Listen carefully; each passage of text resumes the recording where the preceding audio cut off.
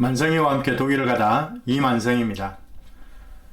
이미 지난 영상에서 말씀드렸던 대로 이번 주부터는 독일 로버트 코흐 연구소에서 일주일에 2번 화요일과 금요일 코로나19 브리핑을 진행합니다. 독일 현지 시간으로 3월 31일 오전 10시 로버트 코흐 연구소의 소장이신 빌러 박사님에 의해 브리핑이 진행되었습니다. 3월 31일 현재 코로나19 독일 상황을 전해드리겠습니다.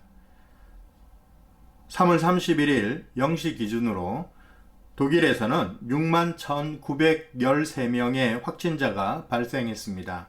전날 대비 4,615명이 증가하였고, 이는 인구 10만 명당 74명의 확진자가 발생했다고 볼 수 있습니다. 확진자의 평균 연령은 47세이고 남성이 52%로 여성보다 조금 더 높게 발생했습니다. 사망자는 583명입니다. 사망자의 평균 연령은 80세이고 그중 최연소 사망자는 28세 청년입니다. 빌러 박사님은 코로나19 통계를 발표하기 전에 다시 한번 코로나19 대책과 관련한 로버트 코흐 연구소의 대처 방안의 3가지 중요 부분에 관해서 언급하였습니다. 첫 번째는 코로나 바이러스의 확산을 억제하는 것입니다. 이를 위해서는 자가 격리가 중요시됩니다. 두 번째는 위험 나이군에 있는 노년층과 기저질환이 있는 환자들을 보호하는 것입니다. 그리고 세 번째는 의료시설, 의료기기 및 의료보호장비를 충분히 확보하는 것입니다. 독일에서 진행되고 있는 코로나19 대책들은 위 3가지에 근거해서 나온 것이고, 이에 따라 구체적인 사안들이 결정되고 방역당국 및 국민들은 그것을 따르도록 되어 있습니다. 위의 3가지 중요 사항을 제대로 진행하기 위한 여러 가지 방안들이 있는데, 오늘은 그 중에서 독일 병원들 간의 네트워크에 관해서 언급을 했습니다. 병원들이 갖추고 있는 응급 환자를 위한 시설은 지역에 따라 차이가 있습니다. 코로나19 발생 초창기에는 서로 공유가 되지 않았던 부분인데, 현재 729개의 병원이 자신들이 갖추고 있는 응급 환자 대응 시설의 상황들을 공유하고 있습니다. 이전에는 지역을 중심으로 가까운 곳에 있는 은행들만 서로 공유하던 상황을 이제는 독일 전역에서 확인할 수 있고 이용할 수 있도록 했습니다.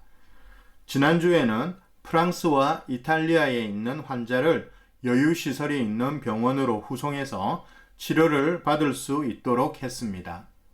독일 전 지역에서 이 시스템에 등록된 병원들의 상황을 확인하고 타 지역으로 후송 및 치료를 받을 수 있도록 한 것은 코로나 바이러스에 감염된 환자들을 치료하는 데 큰 도움이 되고 있습니다. 아직 독일 전체 병원이 연결된 것은 아니지만 이를 통해 환자들을 치료할 수 있는 효과적인 대응이 진행되었기에 더 많은 병원이 이 시스템에 연결하여 진행할 수 있도록 권고했습니다. 에어프루트 대학에서 주관하고 있는 코스모라 불리는 연구에 관한 언급이 있었습니다. 코스모는 코비드19 스냅샷 모니터링을 줄임말인데, 이는 매주마다 코로나19와 관련된 시민들의 의식을 조사 연구하는 프로그램입니다. 온라인을 통한 설문으로 진행을 하는데, 이번 주는 지난주에 비해 코로나 바이러스가 위험하다는 인식을 하고 있는 시민들의 통계가 41%로 지난주 통계 34%보다 높게 나와 시민들이 코로나 바이러스의 위험성에 대한 인식이 점차적으로 높아지고 있다는 것을 엿볼 수 있다고 했습니다. 하지만 아직까지도 코로나 바이러스의 위험성에 대한 인식이 더 높아져야 한다고 언급을 하기도 했습니다. 코로나19 상황을 잘 극복하기 위해서는 무엇보다도 자기 격리, 집에서 머무는 것을 잘 지켜야 한다고 브리핑 마지막에 당부했습니다. 질의응답 시간은 지난주보다 더 늘려 더 많은 질문들에 대한 답변을 했습니다. 그중 몇 가지만 소개하면 독일 방송 RTL에서 질문한 것인데 보호 마스크에 관한 질문이었습니다.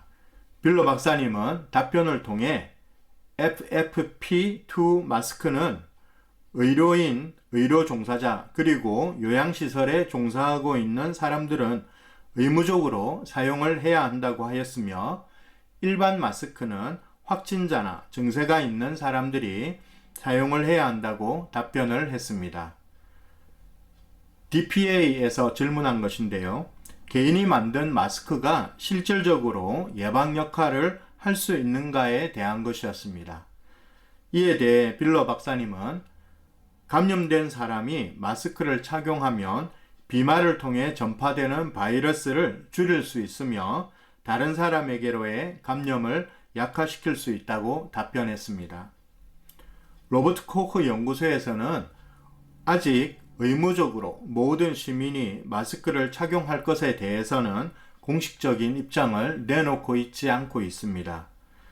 스마트폰 앱을 통해 확진자의 시간대별 동선을 확인하는 컨택트 트레이싱에 대한 질문도 있었는데 한국에서 이미 활용하고 있고 그리고 방역에 도움이 되고 있는 컨택트 트레이싱을 독일에서도 사용할 것인지에 대한 질문이었습니다. 빌러 박사님은 독일에서도 이미 연방과 주정부에서 논의가 있었지만 독일에서는 개인권리보호법으로 인해 사용할 수 없는 상황이라고 답변했습니다. 여기까지가 3월 31일 로버트 코크 연구소의 코로나19 관련 브리핑 내용입니다.